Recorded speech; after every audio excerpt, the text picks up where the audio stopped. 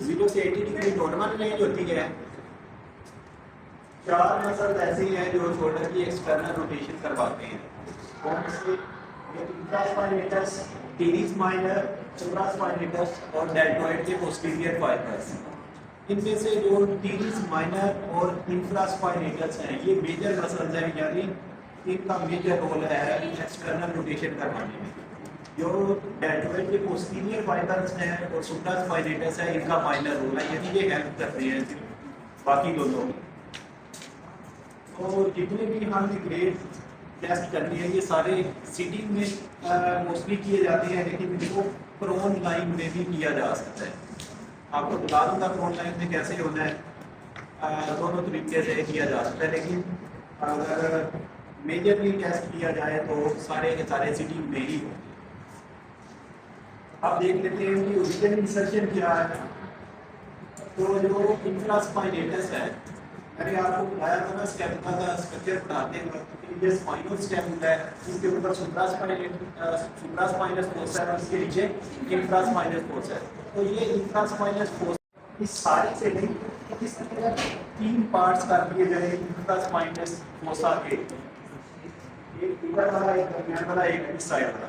इसके जो मिडल के बॉडी के मिड के करीब वाला 2/3 पार्ट है, यहाँ से ये जहाँ पे लगी हुई है, यहाँ से ओरिजिनेट करता है इंफ्रास्पाइनेटस, जो मसल आपके सामने निकाला। और ये इंसर्ट कहाँ पे हो रहा है? Greater tubercle. आपने ट्यूबरकल पढ़े थे ना न्यूक्लियस के, ये इसका लेसर ट्यूबरकल था, ये ग्रेटर ट्यूबरकल था। ग्रेटर ट्यूबरकल के ऊपर ये जाके इंसर्ट हो रहा है। ये अगर यहाँ पे लगा हो ये, तो क्या होगा? यहाँ से मसल आ रहा है तो जाके ये ग्रेटर ट्यूबरकल से लग गया। सही है। और यहाँ पे जब लग रहा है ऐसे सस्पेंड करेगा तो एक्सटर्नल रोटेशन करवाएगा। इसकी समझ आ गई?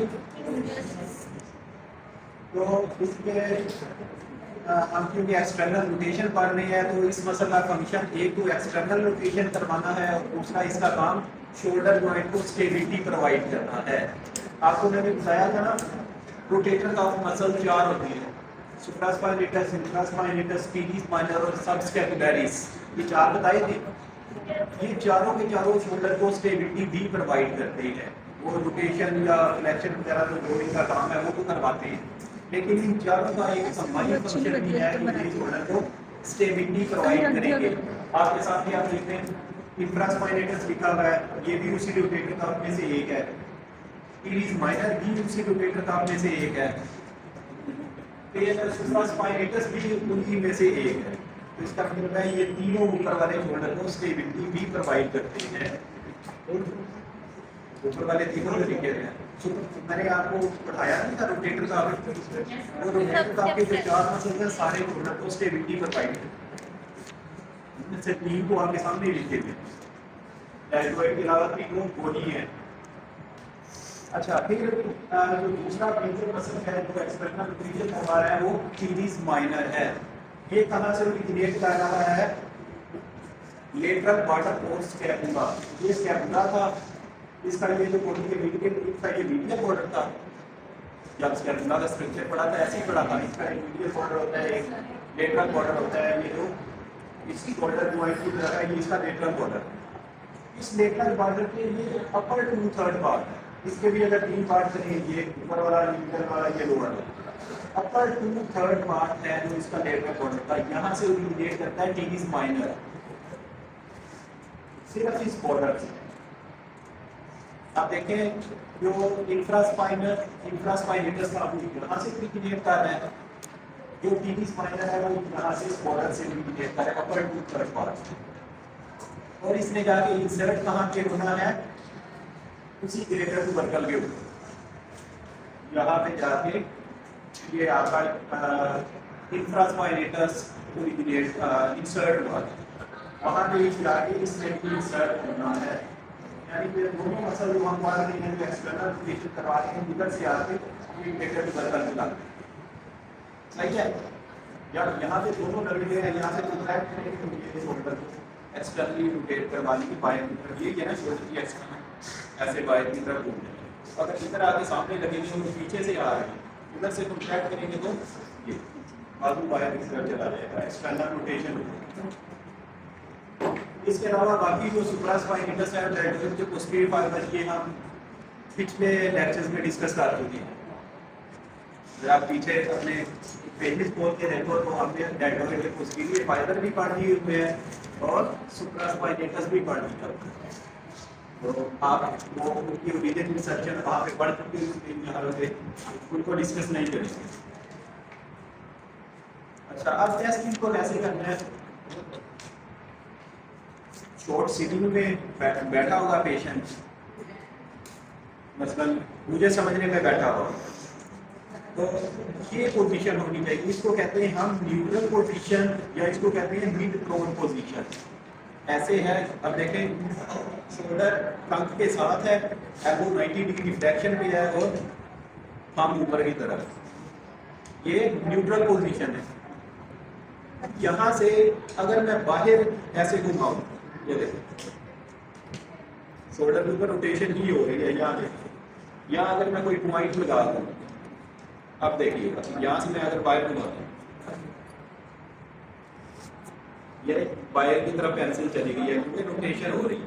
ऐसे ही हम कर सकते हैं, एबडक्शन ही कर सकते हैं। एबडक्शन में तो ये सामने ही रहेगा, रोटेशन हुई नहीं है। अक्सर लोग गलती क्या करते हैं, यहाँ पे रख के बाजू को ऊपर उठवा देते हैं, वो तो एबडक्शन हो रही है शोल्डर के ऊपर। लेकिन हम तो रोटेशन करवाना चाह रहे हैं तो रोटेशन ऐसे ही होगी। यहाँ पे अगर देखें तो रोटेशन यहाँ से करवानी, मेरा बाजू यहाँ से नहीं है फूलता, सही है। ये क्या है? External rotation. तो यहाँ से अगर स्टमक की तरफ लेके आऊँ अपना हाथ, यहाँ से ये इंटरनल रोटेशन, सही। इधर आएगा तो इंटरनल रोटेशन और इधर आएगा तो एक्सटर्नल रोटेशन। इसको आप किसी भी पोजीशन में यहाँ पर आपके कह सकते हो। अगर यहाँ पे मैं ये पोजीशन रखूँ, अगर अंदर की तरफ आ रहा है बाजू, पोजीशन मेरी शोल्डर की वही है लेकिन सिर्फ रोटेशन हो रही है। यहाँ से ऐसे कर रहा हूँ इंटरनल रोटेशन, यहाँ से ऐसे पीछे लेके जा रहा हूँ एक्सटर्नल रोटेशन। पोजीशन जो मर्जी बनाए, रोटेशन ही हो रही है। अगर ऐसे ही मैं खड़ा हूँ, ऐसे अगर अंदर की तरफ घुमा दूँ इंटरनल रोटेशन, यहाँ से बाहर घुमा दूँ एक्सटर्नल रोटेशन, सही है। पोजीशन जो मर्जी आप हैंड की रखें, सिर्फ रोटेशन होनी चाहिए, सही। तो अब ग्रेड 5 किस तरह से इसमें टेस्ट करेंगे? यही पोजीशन होगी, सिटिंग में बैठा होगा, आप चेयर्स में बैठे हुए वहाँ खुद ही परफॉर्म कर सकते हैं। ये पोजीशन होगी। अगर एक्सटर्नल रोटेशन हम टेस्ट करने जा रहे हैं तो इधर से मैं हाथ रख लूँगा, यहाँ से रेजिस्टेंस अप्लाई अगर मुझे करनी होगी ना, यहाँ से मैं उसको कहूँगा कि अपने हैंड को बाहर की तरफ घुमाओ, लेकिन मैं यहाँ पे रेजिस्टेंस अप्लाई कर रहा हूँ और यहाँ से पता चल जाएगा। अगर उसमें पोजीशन ये मेरी ब्रेक कर दी तो ग्रेड 5 में है, वही है ना, मैक्सिमम रेजिस्टेंस, मॉडरेट रेजिस्टेंस और फिर ग्रेविटी के अगेंस्ट, सारे ग्रेड वही है। समझ आ रही है? Yes sir, yes sir. यहाँ से स्ट्रॉन्ग रेजिस्टेंस अप्लाई करूँगा, पोजीशन इसने ब्रेक कर दी तो इसका मतलब है ग्रेड 5 भी है।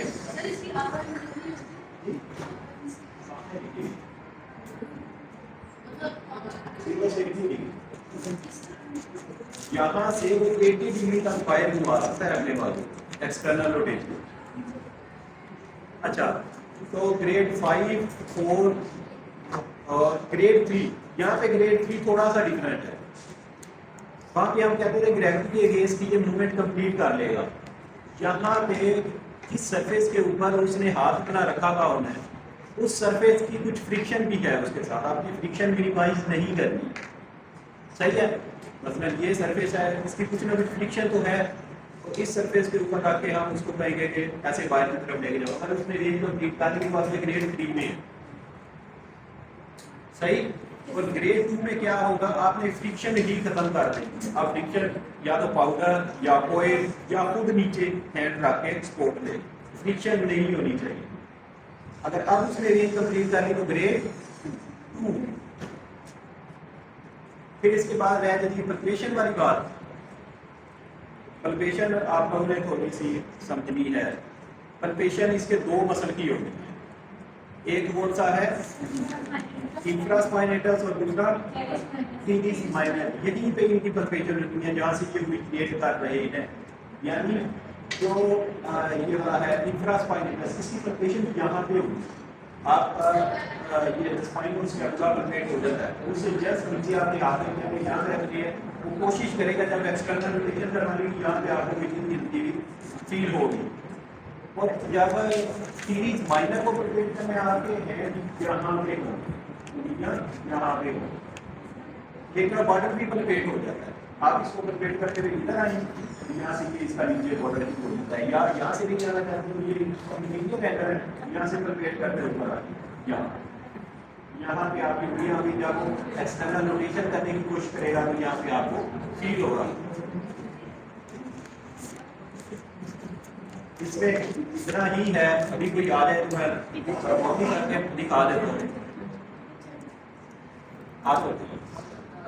ये मैं मैक्सिमम रेजिस्टेंस अप्लाई करूंगा। अगर इसने पोजीशन ब्रेक कर दी, ब्रेक कर दी, तो ग्रेड 5 में ये हो गया break test. Active resistance test में उसने रेंज अपनी कंप्लीट कर लेनी है।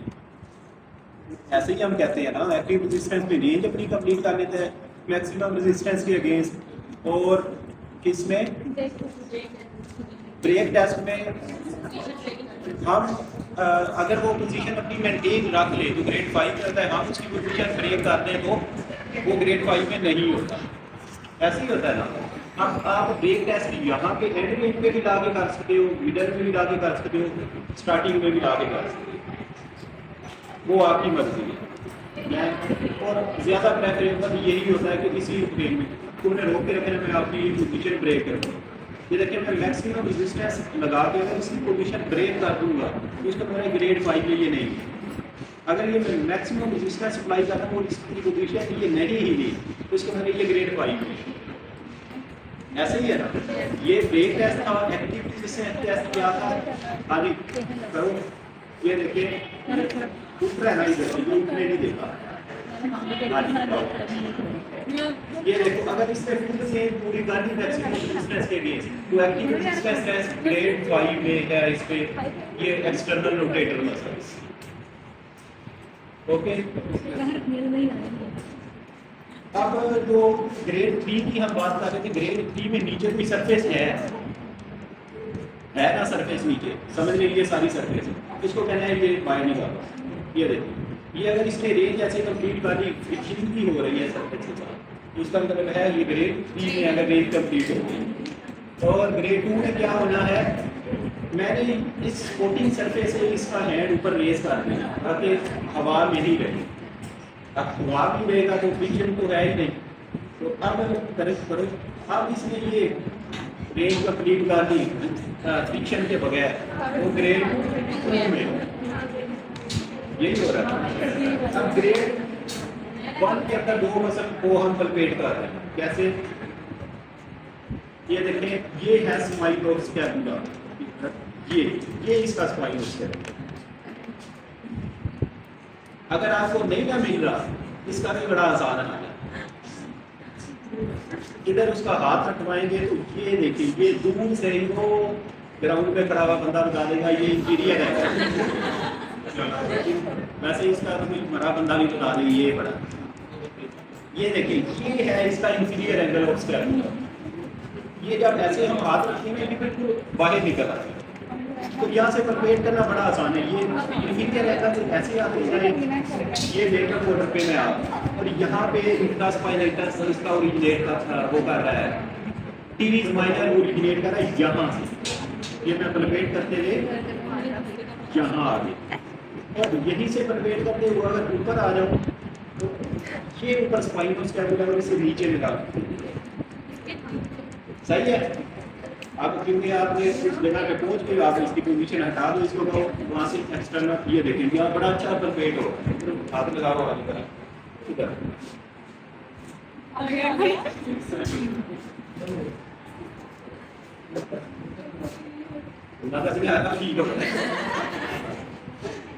ठीक है, ये परफेक्ट हो रहा है बड़ा आसानी। आप लोग खुद करके देखो तो पता चलेगा, नहीं तो ऐसे हवाई बातें आती हैं।